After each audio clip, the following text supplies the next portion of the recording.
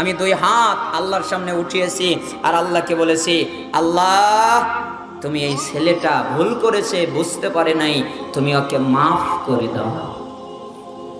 বলেন তো কি করেছে? মাফ। আপনি আর আমি করতাম না? লোকটা মাফ করে দিয়েছে। তো কিছু লোক আছে না খোঁচানো লোক, তো একজন লোক আবার বলতেছে, মাফ করলেন কেন মাফ করলেন?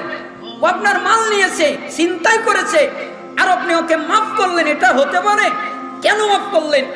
তখন লোকটা বলতেছে, শোনো, আমি মুহাম্মদ সাল্লাল্লাহু আলাইহি সাল্লামকে বলতে শুনেছি, কেউ যদি দুনিয়ায় কাউকে মাফ করে দেয় তাহলে আল্লাহ আখিরাতে তাকে মাফ করে দেবে। তাই আমি ওকে দুনিয়ায় মাফ করে দিয়েছি যেন আল্লাহ আমাকে আখিরাতে মাফ করে দেয়।